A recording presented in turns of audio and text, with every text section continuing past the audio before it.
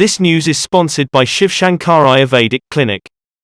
अरे प्रसंग ताडा तो हाणून पाडा अन जुपा एकीचा गाडा रे. अरे जळतोय मराठवाडा, जळतोय मराठवाडा, बघ जळतोय मराठवाडा रे.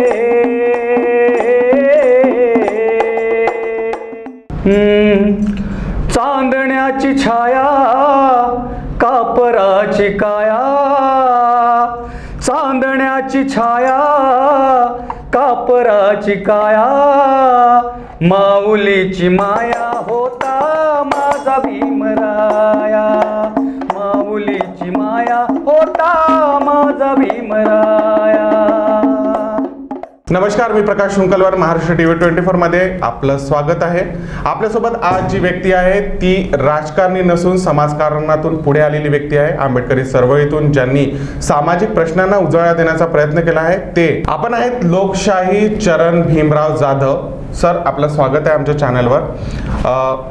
मला सांगा, हा वारसा आपण जो चालवत आहात लोकशाहीचा, तर कशा प्रकारे तुमची या क्षेत्रामध्ये पदार्पण झालं, कुठनं सुरुवात झाली, कसा काय इंटरेस्ट वाढला तुमचा?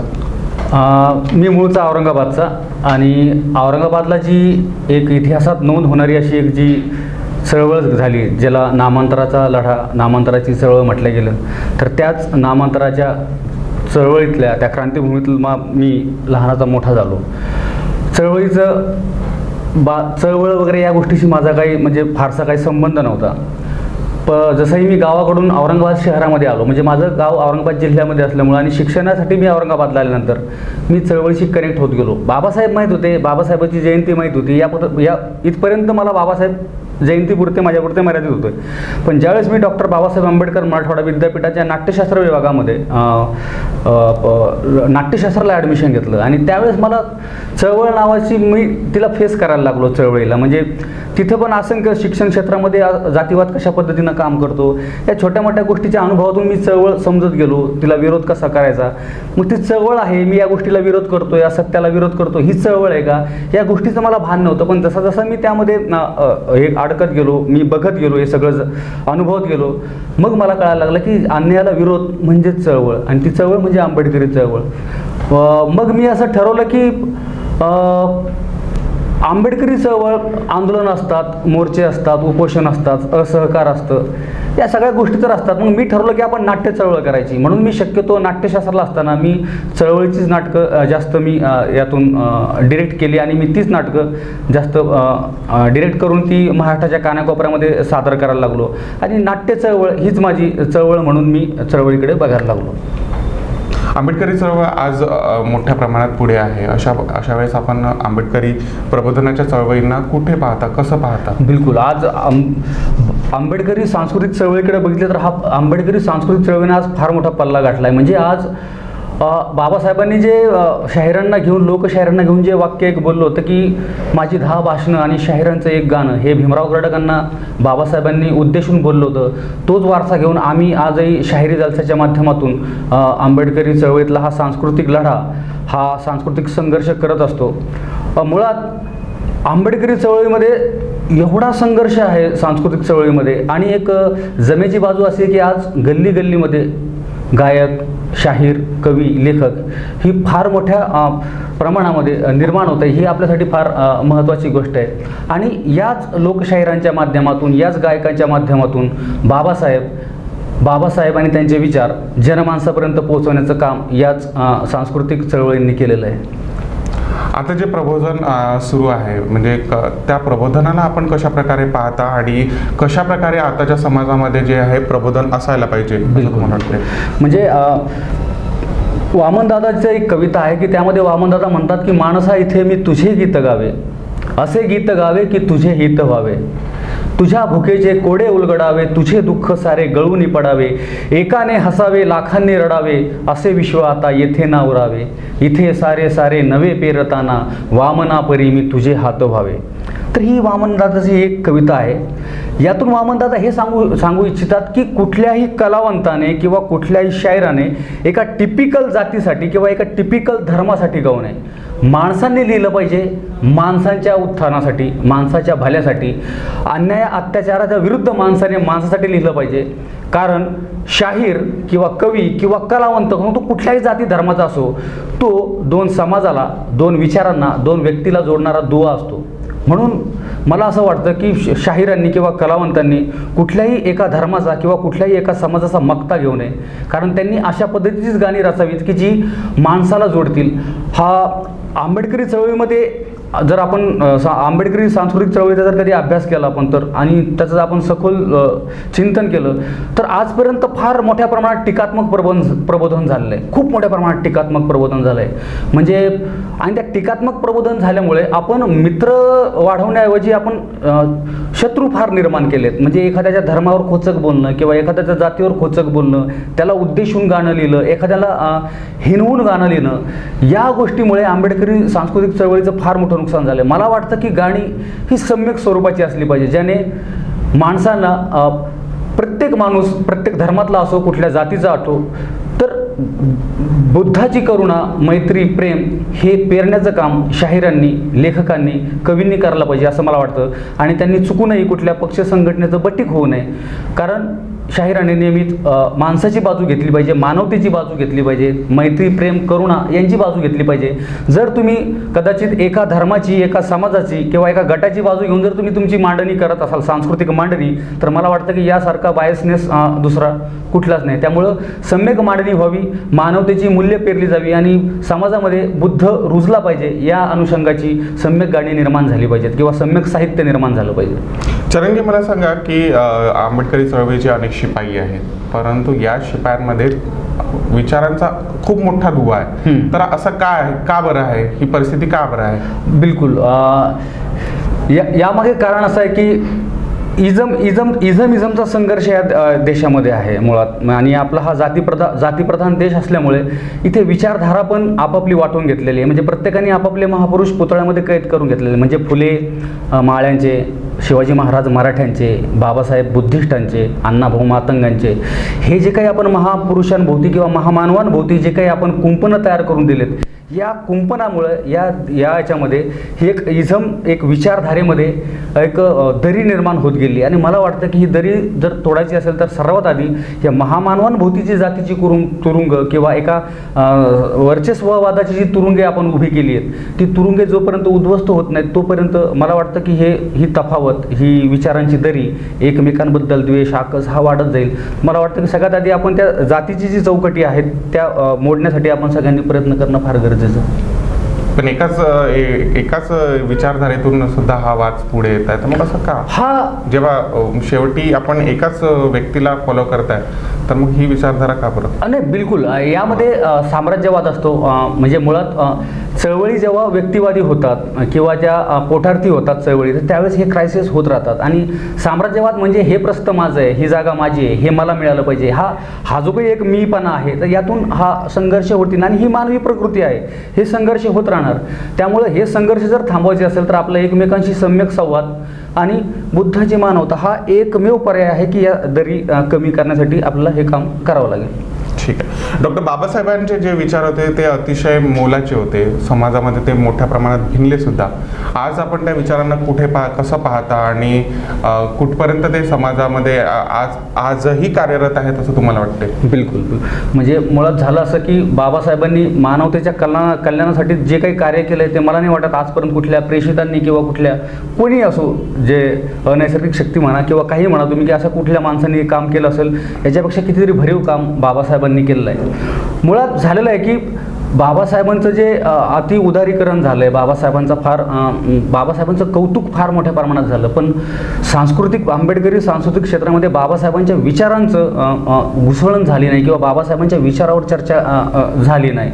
हा एक महत्त्वाचा मुद्दा आहे. आणि बाबासाहेबांची जी स्टेटमेंट्स आहेत तर ती फार माणसांनी सोयीनुसार, प्रत्येकाने आपापल्या सोयीनुसार लिहिली. कारण इथं साहित्य प्रत्येकाने आपापल्या सोयीनुसार लिहिलेलं असेल, मग ते कुठल्याही विचारधारेचे असो, कुठल्याही समाजाचे असो, प्रत्येकाने बाबासाहेब हा आपापल्या सोयीचा लिहून ठेवला. यामुळं बाबासाहेबांना घेऊन फार मोठ्या पद्धतीनं इथे एक कन्फ्युजन किंवा एक गैरसमज निर्माण झालेला आहे. तर मला वाटतं की बाबासाहेबांनी जे काही थॉट्स त्यांच्या पुस्तकातनं मांडले, म्हणजे रायटिंग स्पीचेस असतील, मुक्तिकोणपथे असेल, ॲनालिशन ऑफ कास्ट असतील, तर या सगळ्या पुस्तकातून इथं राजकीय डाव साधण्यासाठी काही जे लिमिटेड कोट्स असतात, ते लिमिटेड कोट्स वापरून बाबासाहेबांच्या विचारांचा गैरवापरही इथे मोठ्या प्रमाणात केला जातो. जसं की बाबासाहेब म्हटले होते की शिका, संघटित व्हा, संघर्ष करा. तर मला वाटतं की बऱ्याच प्रमाणात लोक शिकले आणि संघर्ष करायला लागले, पण मधला जो संघटित होण्याचा जो टप्पा होता, आता संघटित व्हा म्हणजे माणूस म्हणून एकत्र येण्याचा ही बाबासाहेबांचा जो थॉट होता, तर आपण मुळात तोच विसरलो आणि व्यक्तिवादी होत गेलं माणूस, प्रत्येकजण पोटार्थी होत गेलो. म्हणजे माझा विकास म्हणजे चळवळीचा विकास, ही एक जी काही धारणा निर्माण झाली चळवळीमध्ये, तर मला वाटतं त्यामुळे एक चळवळीचं फार मोठं नुकसान झालं. आणि बाबासाहेबांचा जो कोट आहे की बाबा मला या देशाची शासनकर्ती जमात बनायचं आहे, मग शासनकर्ती जमात बनायचं म्हणजे फक्त राजकीय क्षेत्रातच शासनकर्ती जमात बनायचं आहे का? तर नाही. बाबासाहेबांनी सांगितलं तुम्ही ज्या फील्डमध्ये असाल त्या फील्डमधले तुम्ही टॉपचे बना, ही बाबासाहेबांची त्यामागची भूमिका होती. पण आम्ही शासनकर्ती जमात म्हणजे फक्त आपण राजकारण एवढ्यापुरताच हा कोट मर्यादित केला. पण मला वाटतं या बाबासाहेबाचा हा संदेश फार व्यापक आहे आणि त्या दृष्टीने या कोटचा विचार केला जावा. आज अनेक पक्ष जे आहे निळे झेंडे घेऊन राजकारणामध्ये उतरले आहे. तुम्हाला नाही वाटत का की ते बाबासाहेबांच्या विचारांचा किंवा बाबासाहेबांचा स्वतःच्या स्वार्थासाठी उपयोग करतात? बिलकुल. तेच तर मी आधीच बोललो ना की चळवळी पोटार्थी झाली आहे आंबेडकरी. आणि जी लोक आजही तत्वांशी कुठलीही तडजोड न करता चळवळीमध्ये आपलं योगदान देतात, ते अंधारातच खितपत पडतात आणि उपेक्षित मरतात. त्यापैकी वामनदादा असतील, आमचे पॅन्थर राजा ढाले असतील, हे सगळ्या लोकांनी तत्वांशी कुठल्याही पद्धतीची तडजोड नाही केली. आणि मुळात आपली जी चळवळ आहे ही व्यक्तिवादी झाली आणि पोटार्थी झाली आहे. म्हणजे या चळवळीतून आपलं अर्निंग सोर्स कसे निर्माण होतील, माझं साम्राज्य कसं निर्माण होईल, हा एकमेव उद्देश आहे. आणि मला वाटतं की काही असो, पण एक पॉझिटिव्ह गोष्ट आहे की बाबासाहेब जनमानसात रुजत आहे, ही एक महत्त्वाची गोष्ट आहे.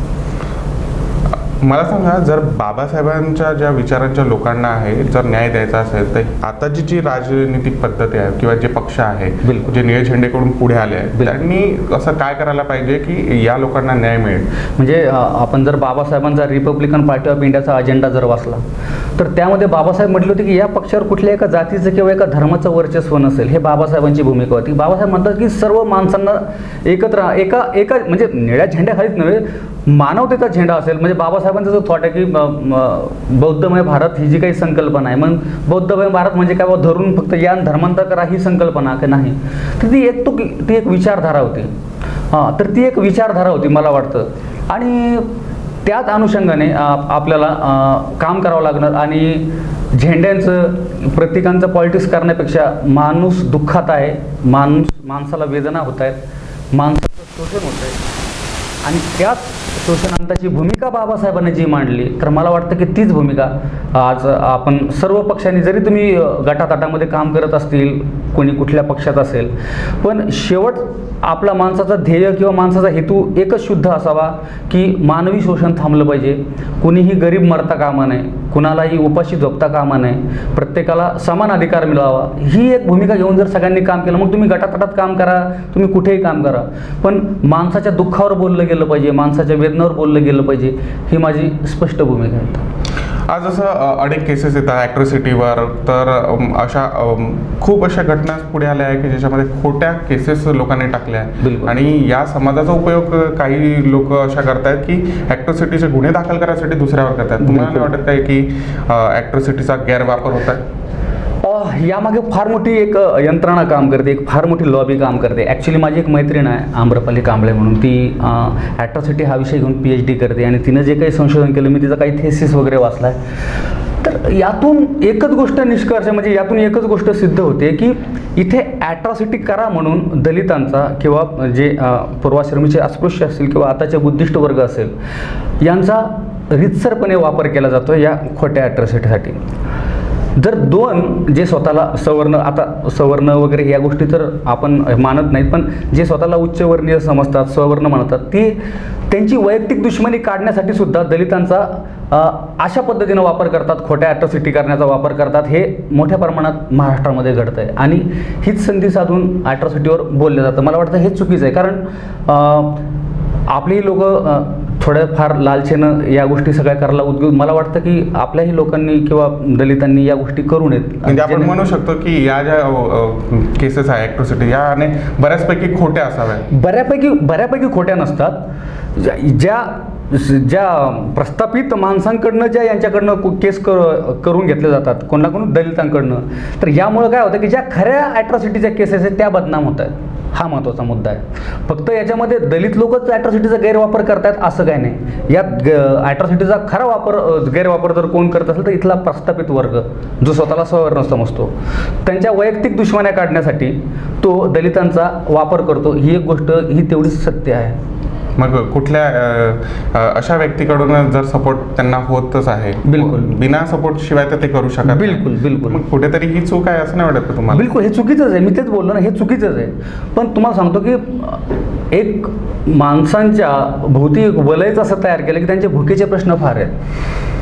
त्यांचे भाकरीचेच प्रश्न एवढे आहेत की त्यांच्या भोवती ते वातावरण निर्माण करणार आणि त्या वातावरणामुळे त्यांना अशा पद्धतीचे निर्णय घ्यावे लागतात. हा एक प्रश्न आहेच. हे झाले राजनैतिक प्रश्न. मला सांगा, तुम्ही पुस्तक सुद्धा तुमचे 2 प्रकाशित झाले आहे. हो. कुठले पुस्तक आहे आणि कशा प्रकारे आपण कुठल्या जे आहे प्रश्न ते मांडले त्या पुस्तकाच्या माध्यमातून? माझा पहिला कविता संग्रह प्रकाशित झाला होता, त्याचं नाव होतं कॅथार्सिस. आणि दुसरा जो कविता संग्रह माझा आत्ताच प्रकाशित झाला त्याचं नाव आहे दांगडू. कॅथार्सिस म्हणजे हा मळमळ म्हणजे मळमळ होणे, आणि मळमळ आल्यानंतर आपण ओकल्यानंतर जे मोकळं वाटतं त्याला कॅथार्सिस म्हणतात. म्हणजे निचराव होणं, एक तुमच्या प्रत्येक राग, लोभ, दंभ जो काही असेल तुमच्या आत त्याचा निचराव होणं म्हणजे कॅथार्सिस, असा त्या कॅथार्सिसचा अर्थ होतो. मुळात या कविता आहेत समाजातूनच घेतलेल्या सगळ्या कविता आहेत. म्हणजे मी काही कल्पनाविलासात वगैरे असा रमणारा माणूस नाही. मला वास्तवामध्ये जगायला फार आवडतं. ज्या वेळेस मी वस्त्यांमध्ये माझा डब घेऊन फिरायचो, जलसे करायचो, मुंबईसारख्या ठिकाणी असेल म्हणजे ऑल ओव्हर महाराष्ट्रामध्ये, तर त्या वेळेस मला जे काही दिसायचं ते मला फार वाईट वाटायचं. म्हणजे जसं की पुलाखाली ताडपत्रीमध्ये राहणारे लोक असतील किंवा मुंबईसारख्या शहरामध्ये अंधारामध्ये तृतीयपंथ्यांना देहविक्री करावी लागते.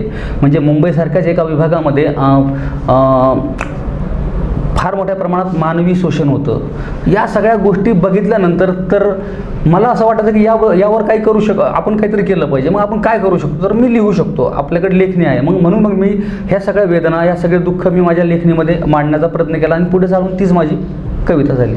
आपण लोकशाहीर सुद्धा अतिशय चांगल्या प्रकारचे आहे. अनेक जे आहे शाहिऱ्या शाहिरी व्यक्त केल्या. तर आमच्या प्रेक्षकांना आवडेल तुमच्या काही शायऱ्या? बिलकुल. मी नाटककार माणूस. माझं जे शिक्षण झालं ते नाट्यशास्त्रामध्ये झालं आणि मी दिग्दर्शन हा स्पेशलायझेशन घेऊन मी MA केलं होतं थिएटरमध्ये. आणि माझी शेवटपर्यंत इच्छा होती की आजपर्यंत इच्छा आहे की मी नाटकच करावं. पण काही कारणास्तव मी नाटकापासून जरा वेगळा झालो आणि मी गायकीकडे वळलो, शायरीकडे वळलो. तर मी अशीच एक शायरी, म्हणजे हल्ली आपण बाबासाहेबांचं गौरवीकरण फार मोठ्या प्रमाणात केलं, पण मला वाटतं की बाबासाहेबांचे विचार गायला गेले पाहिजेत. तर म्हणून मी हा साधा आणि सोपा फॉर्म आहे. याला जास्त पैसे लागत नाही किंवा जास्त खर्चिक नाही हा, की तुम्ही डब घेऊ नये, तुम्ही दिमडी घेऊ नये, तुम्ही एक म्हणजे आपली कडूबाई खरात असेल जिने फक्त एक ताऱ्यावरती अख्खा महाराष्ट्र गाजून सोडला आहे. तर आपण या पद्धतीचे सगळ्या गोष्टी करू शकतो. तर हा एक फार सोपा फॉर्म आहे लोकांपर्यंत पोहोचण्यासाठी. आणि बाबासाहेबांचे, शिवाजी महाराजांचे, म्हणजे ज्यांनी मानवतेसाठी फार असं काम केलं आहे त्या सर्वांचे विचार जनसामान्यापर्यंत पोहोचण्यासाठी हा फार एक सोपा आणि चांगला मार्ग आहे. म्हणून मी शायरी याच्याकडे वळलो. आणि आता मी वामनदाचं एक गीत आहे, ते गीत मी आपल्याकडे सादर करतो आहे. त्यांनी बाबासाहेबांवर हे गीत लिहिलं होतं आणि त्यांनी बाबासाहेबांना माय ही उपमा वामनदादांनी दिली होती त्या गाण्यामध्ये. तर ते म्हणतात, चांदण्याची छाया कापराची काया, चांदण्याची छाया कापराची काया, माऊलीची माया होता माझा भीमराया, माऊलीची माया होता माझा भीमराया.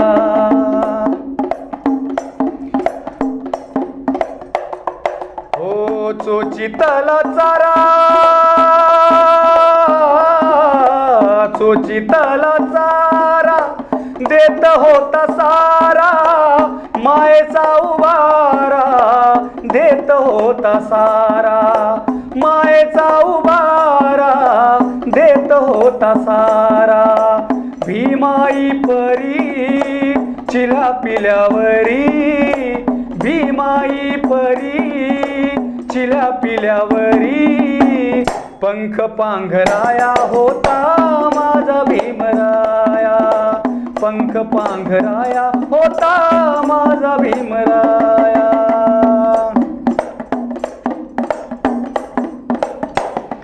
हो झाले नवे नेते, झाले नवे नेते मलाईचे धनी. वामनच्या मनी येती जुन्या आठवणी, वामनच्या मनी येती जुन्या आठवणी. हो झाले नवे नेते मलाईचे धनी, वामनच्या मनी येती जुन्या आठवणी. झुंज दिली खरी रामकुंडावरी, झुंज दिली खरी रामकुंडावरी. दगड गोटे खाया होता माझा भीमराया, दगड गोटे खाया होता माझा भीमराया. माऊलीची माया चांदण्याची छाया, चांदण्याची छाया कापराची काया.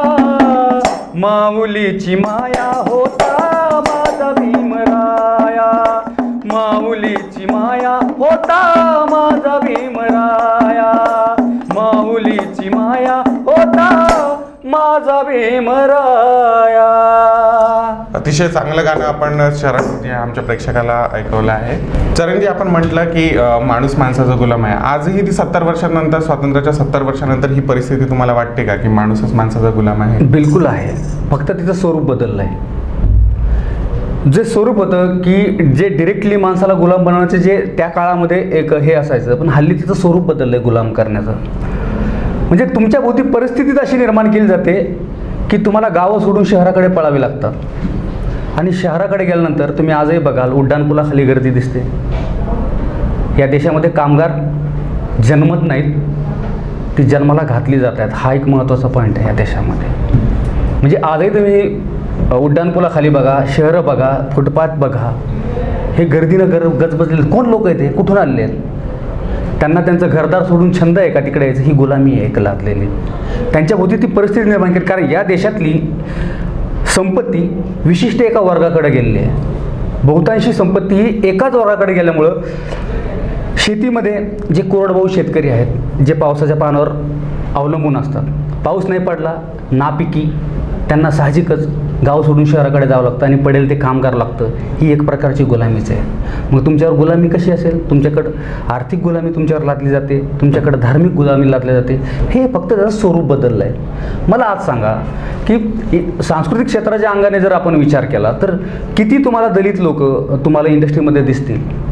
तर मी सांगतो की बरेच आहेत, पण ते पडद्यामागचे आहेत, जसे की स्पॉट बॉयजचे कामं करतात. महत्त्वाच्या कामासाठी आपण लोक का नाहीत? ही एक सांस्कृतिक गुलामी जी आपल्यावर लादलेली आहे, हा एक महत्त्वाचा मुद्दा आहे. फक्त त्याचं स्वरूप बदललं आहे. जे आधी फिजिकली असायचं, स्पर्श, विटाळ, सावली वगैरे, हे या गोष्टी आता बदलल्यात, फक्त त्याचं स्वरूप बदललं आहे. पण गुलाम आजही आहे. कारण अण्णाभाऊ साठे म्हणाले की ये आझादी झुटी है, देश की जनता भुकी है. इट्स गुलामी.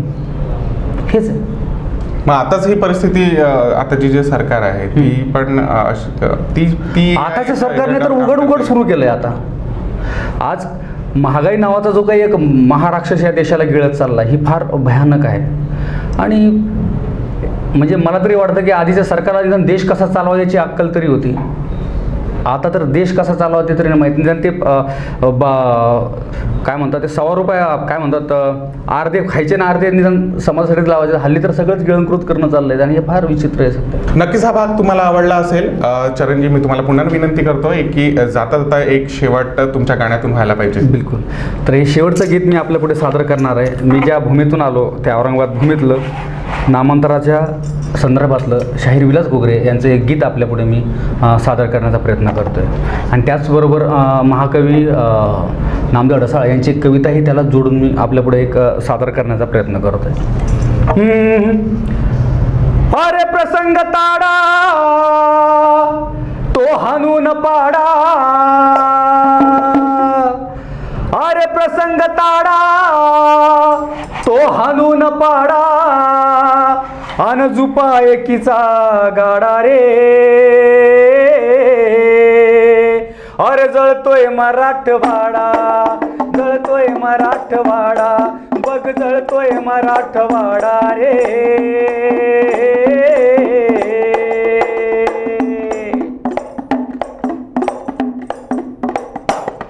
कोणी कांबळे पोची राम, पोट भरे गाळुनी घाम. हो कोणी कांबळे पोची राम, पोट भरे गाळुनी घाम. गावाचा वैरी ठरला, गावाचा वैरी ठरला. मुखी होते म्हणून जय भीम, मुखी होते म्हणून जय भीम. अडराणी त्याच गाठून, दोरीन जाम बांधून. अडराणी त्याच गाठून, दोरीन जाम बांधून. आधी हात पाय तोडले, आधी हात पाय तोडले. अग्नीत दिला फेकून, अग्नीत दिला फेकून. तो पेटे धडधडा भीमरायाचा बछडा, तो पेटे धडधडा भीमरायाचा बछडा. त्या जातीयतेच्या माडा रे. जळतोय मराठवाडा, जळतोय मराठवाडा, बघ जळतोय मराठवाडा रे.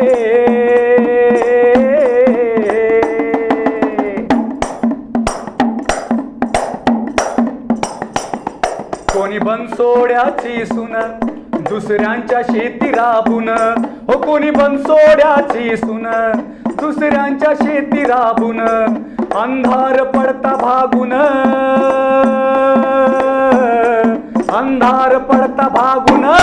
बस चुली पुढं येऊन, बस चुली पुढं येऊन. तिजवर गावासरीन, ती होती फक्त महारीन. रूप सौंदर्याची खान, रूप सौंदर्याची खान. जणू गरीबा घरात सोन, जणू गरीबा घरात सोन. तिचा फोडला चुडा यो जुल्म केवडा, तिचा फोडला चुडा यो जुल्म केवडा. कोण करेल हा निवाडा रे. जळतोय मराठवाडा, जळतोय मराठवाडा, बघ जळतोय मराठवाडा रे.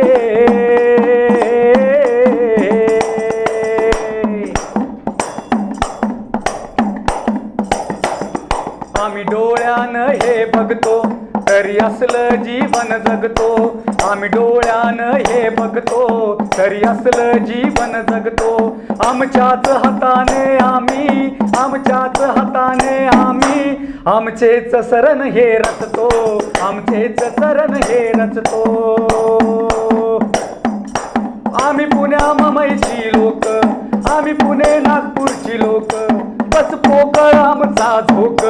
जय भीम जय भीम म्हणतो, जय भीम जय भीम म्हणतो. गांडूच जीवन जगतो, गांडूच जीवन जगतो. आता या रे सारे आणि एक व्हारे. काय व्हायचंय? कारण महाकवी नामदेव असं म्हणतायत की रक्तात पेटलेल्या आघाडी सूर्यांनो, अरे तुमची आय बहीण आजही विटंबली जाते हाटाहाटातून. कोरभर भाकर पसाभर पाणी यांचा अट्टहास केला तर फिरवला जातोय नांगर आजही घरादारांवरून. अरे मवाळ्यासारखे माजलेले उन्मत्त हिरो आजही मेणबत्ती सारखी माणसे जाळतायत चौका चौकातून. रक्तात पेटलेल्या आगणी सूर्यांनो, अरे किती दिवस सोसायची ही घोर नाकेबंदी. मरेपर्यंत राहायचे का असेच युद्ध कैदी. ती पहा रे ती पहा, मातीची अस्मिता आभाळ भरून झाली आहे आणि माझ्याही यातनेने जिंदाबादची गर्जना केली आहे. म्हणून रक्तात पेटलेल्या अगणित सूर्यांनो, आता या शहरांना प्रबोधित करीत चला, या शहरांना प्रबोधित करीत चला. आता या रे सारे आणि एक वारे, अन झुपा एकीचा गाडा रे. जळतोय मराठवाडा, जळतोय मराठवाडा, बघ गळतोय मराठवाडा रे.